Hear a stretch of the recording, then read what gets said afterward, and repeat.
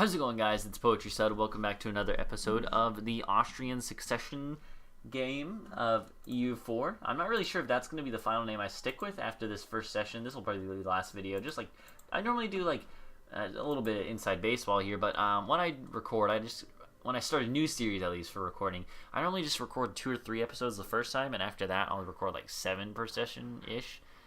And normally I do a little bit less so that I can see your comments and stuff first. And with this series in particular, I wasn't sure which nation to play as for this sort of relaxing series before the next expansion comes out. That was definitely my plan, but I was like, Austria, you know, do we want to do Sweden or England or something? Castile? There's plenty of good, fun options. But I was like, we'll just go with Austrian. So that I didn't kind of get a lot of feedback before that, so I kind of just chose on my own. So hopefully that's okay, but I'll get your feedback and stuff. Either way, yeah, what was I going to say from that? But, yeah, so this will be the last video of this session, and, there was something I was going to tie in there with that. Oh, I completely forgot. We're supposed to break the alliance of the army. Yeah, or choose if we want to or not, which we're still not sure. I think we're going to go ahead and do it. So, let's go ahead and dissolve this. So we get a truce with them. And it expires in June of 55. Their ruler will ascend to the throne on the 22nd of February 55. So, yeah, we missed a couple months there. I apologize for that. But, what can you do? We were going to keep improving relations with them. And, yeah, what was I going to say? Gosh darn it, I don't remember.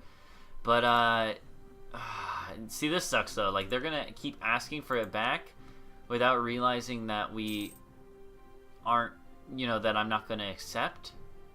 So they're going to be pissed, and then as a result of them being pissed, they might not want the alliance back. They're going to have minus 50 for rejected or broke alliance, and then minus 25, I believe it is, for rejected alliance, I guess. One of them is made up for by the historical friend, obviously, so that's good, but the broke alliance thing is going to hurt a little bit. We are improving relations actively. Yeah, so there it is, but that's going to come back fairly quickly. They should still be friendly because of the way the rivals are. We both rival the Ottomans. We have a historical friend, which makes sense. And, yeah, I don't remember what I was going to say. I was going to say something about having this be tied into the fact that it's the last of the session. But yeah, just in general, this will probably be the last of the session, so I can get some feedback from you guys, because like I said, I didn't necessarily get a lot of feedback, or attempt to, before the video, to try and make sure that everyone wanted to see me play as Austria. So it'll be nice to see if you guys like this series. EU4 performs really well on my channel normally, which doesn't surprise me because that's kind of all I focus it on my channel, that is. And then Hearts of Iron 4 also does really well. Those 2 games do really well, I've found, on my channel, more than even like CK2 and stuff. I don't know why, but because of that. But I still haven't quite figured out which nations people like seeing the most in EU4. But I know Austria is a popular one. They're all-time favorite. They're all-time favorite of mine too. They're pretty fun. Nice location to do a lot of weird and different things. But yeah, regardless, I think it'll be interesting to play as Austrian. Hopefully you guys enjoy it. Hopefully it gets decent views on the channel, at least decent. I'm not really too intense about the views though. And if you watch my channel, you probably know that. But I don't care about the views too much. I kind of just play what I want to play and stuff. To a certain extent, to a certain extent, it does actually. We don't want to do that against Hungary.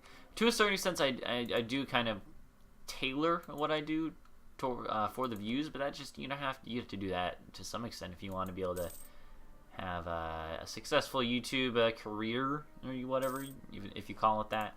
I think we'll go ahead and actually buy or hire some advisors here. Like a Morale of Armies dude seems just fine. Spy network construction, yes, construction is pretty good. We'll go ahead and do that.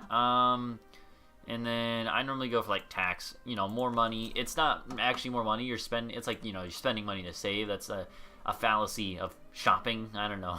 It's a fallacious shopping fallacy. That's actually quite hard to say. But regardless, it's like basically you're reducing the cost on the advisors the way I look at it. Like we're getting like maybe 0.75 more ducats a month. That's about actually that's almost paying off his costs. That's pretty nice. So even when we get our army maintenance up to double what it is now, which is because you're at half actually effectively. Lorraine was excommunicated. Wait, Lorraine? Don't you normally start? What? That doesn't make any sense. How are you? Okay, you are excommunicated. That makes more sense. I was about to say, how are you excommunicated but Provence isn't? Well, turns out they are. And we actually have rivaled Provence. I wonder if we could actually go to war with them. They're allied to England and Portugal, so maybe not. But let's go ahead and maybe check out what our options are. Yeah, England and Portugal will join. And so kind of with the way that the game has shifted in terms of the meta, the first 10 years of the game, you don't really do a lot if you're not like, super dominant by yourself, because of the fact that you can't call allies in. It's the favor system, which I think is a good change, but it makes it so that you're almost never going to have anything happen for the first 10 years. And it's not even like it's a cycle. After that, it gets pretty much like staggered because you have different allies and stuff, and you might have more than 10 favors and with one person, so you can call them into multiple wars in a row. But in the first 10 years, it's pretty consistently, for me at least, been that you just kind of don't do a lot, which is kind of why we're sitting here, honestly, not doing that much. But I suppose we could look at buildings, but we don't even have the church yet, which is, in my opinion, one of the better ones to build. However, we can get that right now, and I think we will go ahead and tech up in each of these categories. It sucks that we don't have as much military power. We have a 243 coming in next. Right now we have a 251. 243 is a little bit better. Wait, yeah, statistically he has, well, I guess he has one more pip, so not that much better, but it's also a little bit more balanced, which I can appreciate. Balance is pretty nice in EU4 as far as monarch points are concerned. Otherwise, you have to keep shuffling your national focus whenever your ruler dies or whatever, and stuff like that can be a little bit confusing as far as what you want to do with your country. But yeah, mainly right now we're just kind of waiting for the truce with Hungary to end and for them to get a ruler on their throne, so that we can see, what is it looking like. They're allied to Florence now as well. Florence is not super powerful. Mainly the main question is actually, basically, do we think we can take on Poland, not Poland, do we think we can take on Hungary and France at the same time? And, pretty much for the most part, I would assume the answer to that is going to be no. But it's possible that we could do that, especially if France goes to war. Oh my god, come on, man. This is what's lame. This is what I hate, man. The fact that we have freaking Burgundy declares war on Liège, which always happens, and even though they actually won't, even though they don't realize it, but I'm the emperor. Like, well, they do realize it. I guess they have to. But like, come on, man, I'm the emperor. I'm gonna have to fight you. We're allied right now, and I don't want to really go to war with you, but I mean, I guess I have to. So we don't have to, I guess, but we could, and we probably would want to. I think. I don't know, man. Do we want to go to war with Burgundy right now? You know what? I'm just gonna decline. Yeah, I don't care about imperial authority, so screw it. We actually didn't even lose any prestige. I don't care about this value. Not really, so. Sorry, Liège, I'm gonna throw you under the bus here. Better luck next time. Maybe you'll have an emperor who actually cares about imperial authority. Like I said, I've done imperial authority games. It's fun, but it's a very micromanagey, and it takes a long time. So I'm not going to do that this campaign. This is more of a relaxing campaign. Okay, but yeah, right now we're just kind of chillaxing. We could probably take you back from here. And do we want to go ahead and maybe start fabricating anywhere else around around us? Excuse me. We don't really have any other big targets next to us. Switzerland? I think we probably want to eat Switzerland at some point. I think that'd be probably a good idea. A good idea since they are of our group. Since they are of our group, that means that we don't get nearly as much of a penalty to stuff as we would otherwise. So yeah, we could maybe try that. Yeah, we'll maybe start fabricating on them, even if we don't declare right away or anytime soon, even, you know. But basically, we're just trying to wait until this truce is up, or when, you know, till they have their regency end, and that way we can immediately see, are we gonna be able to do this or not? And I'm thinking with the whole Burgundy thing, if we're lucky enough, France might declare on Burgundy. England might as well, although I kind of doubt it. Hey, they actually didn't take everything, which is strange, but I doubt England would, but France might declare war on Burgundy. If France declares war on Burgundy, that'll be much better for us, as then France won't be, that's pretty good, as France then won't be as involved with Hungary. And so, you know, it's kind of a weird chain of events, but it's kind of how it is when you're playing Austria, in my experience. I think Austria, Burgundy, and France, maybe like Bohemia, people that are kind of like, well, obviously France and Burgundy aren't really in Central Europe, they're in Western Europe, but they're like, as terms of like centrality to the major powers in the game, Austria and Burgundy and France are kind of in the middle of all these other ring of like all these bigger powers, and they're the biggest ones in the middle. So they kind of, it seems to me at least, are the ones that are kind of most most dependent on the whims of their neighbor nations and such. I forgot we had the biggest army in the game at the start. France is decent size, though. They have a negative opinion of us, so I think I might actually go ahead and rival them. Do we want to do that? I'm not sure. Maybe not. France, who's your rivals? Who has rivaled me that I have not rivaled? England, but come on now. England? Really? I think we'll go ahead and do France. You know, no use in hiding from our fears. We might as well face them head on. We are at our manpower cap, so we should probably hire some more troops. I guess we'll probably just hire a little bit more infantry in each regiment. Spend some money and manpower doing that. France is a fairly reasonable target, I think.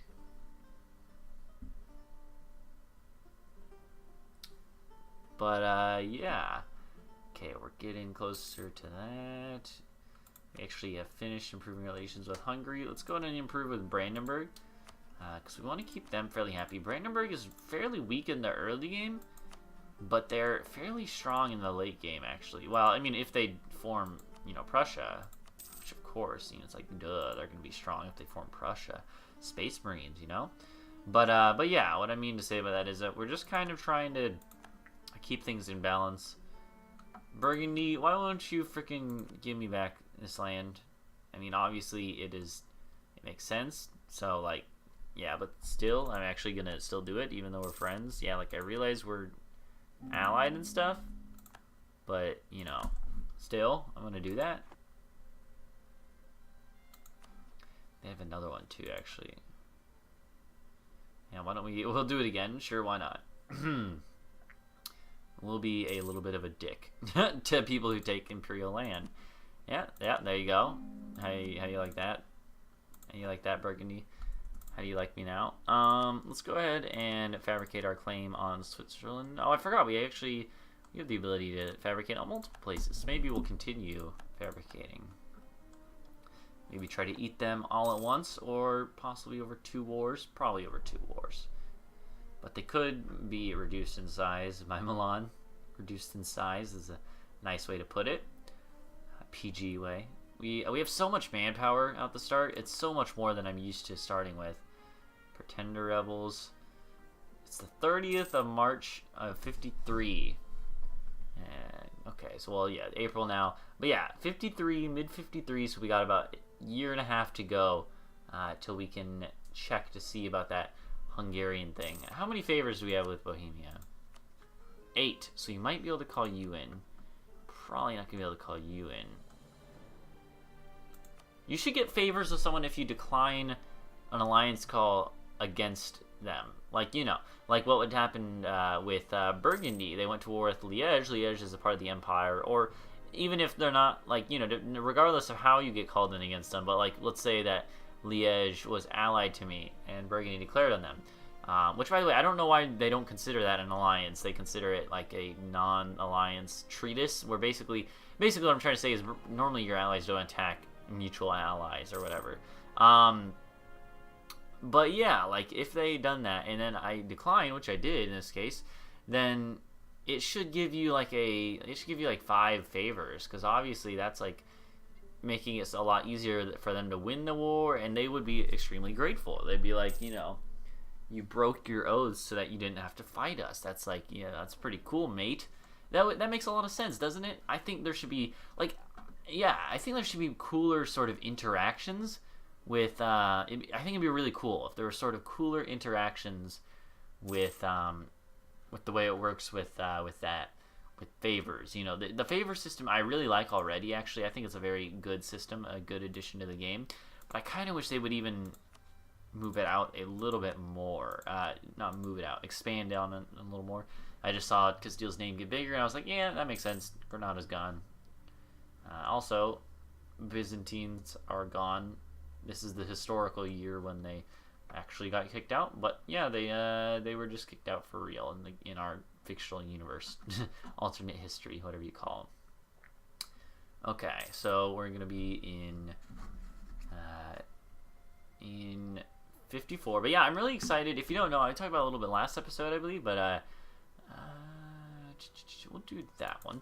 I'm actually building a new PC, and I get all the parts in the next couple of weeks. Like, well, actually, probably in the next week, I'm gonna get all the rest of the parts, except for a storage unit, like an internal hard drive.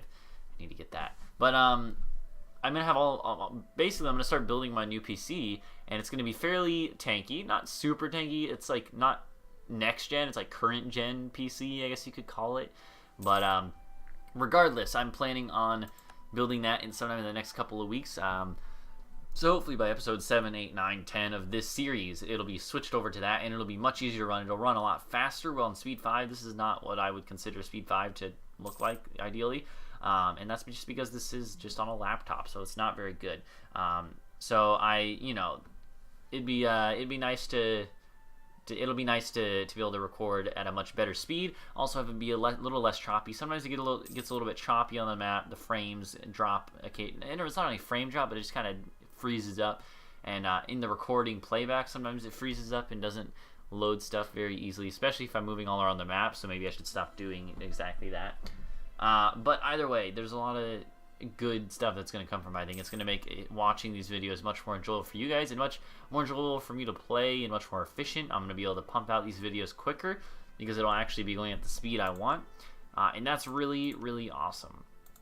So yeah, so hopefully you guys are pumped for that too. If you keep up with the channel a lot, you know that probably the biggest issue I have with the channel is not my commentary. I mean, not that my commentary is really good, but my commentary, I am fine with talking, and I'm fine with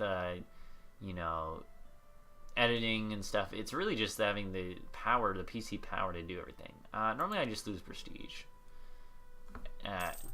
Points are so necessary for everything. So, but yeah, I think my timer just went off, but that's okay. We'll go a minute or two longer. Why don't we go? Since this is gonna be the last video I'm gonna record today. Wow, rigorous researchers again. That's really good. I don't know what triggers that, but that's really good. But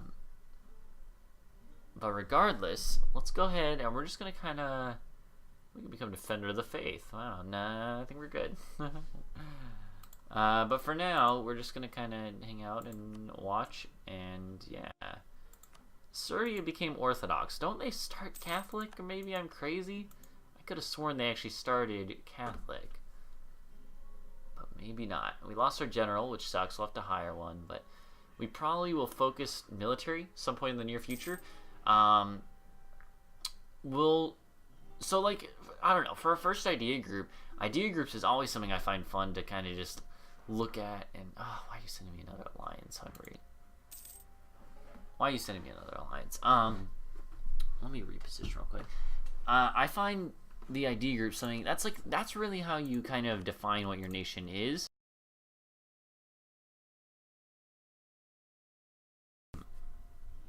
There's lots of different ways to kind of spec your nation out, and that's how you. It's kind of like in like, I don't know, like a MOBA, your different abilities and stuff, what build you have and whatnot. But yeah, I think it's fun. That's actually pretty good. I didn't realize we had diplomatic annexation cost for ideas. We should look at this real quick. Fort maintenance, national garrison growth is pretty bad. That's good though. Yearly inflation reduction and interest per annum means we have a lot better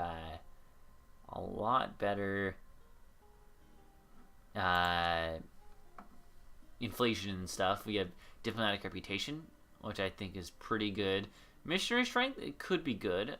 Diplomatic relations, pretty good for what we're doing. Discipline plus 3%, reinforcement plus 30%. That's pretty good. We also have our Austrian traditions.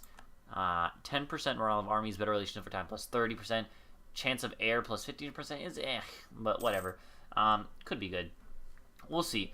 Either way, that's a pretty decent actual set of ideas, I think, overall.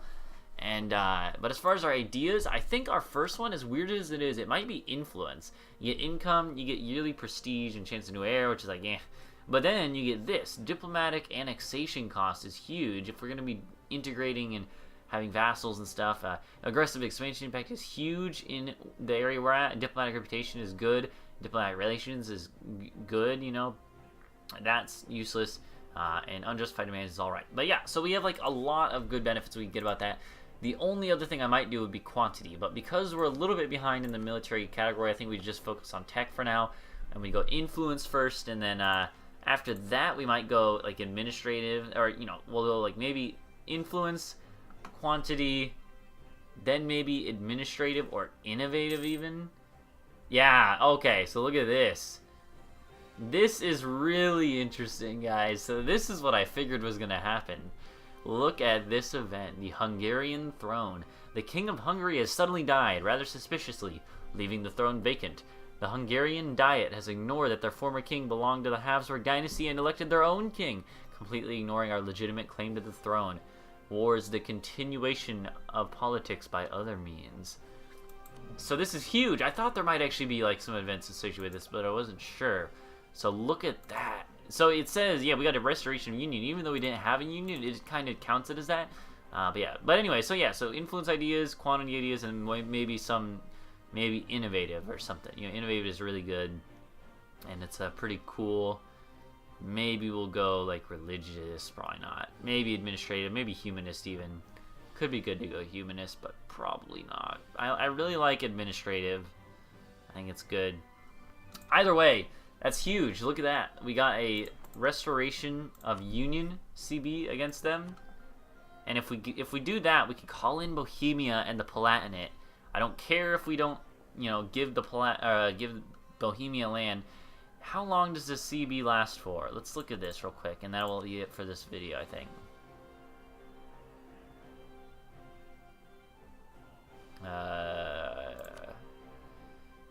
65. Okay, so we have enough time to wait for Bohemia to have enough favors. And when they do, we will, which won't be long, then we'll call them in. Either way, we should be able to beat France and Hungary, I think, hopefully. But either way, thank you guys for watching. Go leave a like and subscribe for more. We'll go ahead and come back next episode and address this little Hungarian problem and get that personal union succession game, baby. Alright, so go leave a like and subscribe for more, and I'll see you guys in the next episode. Goodbye.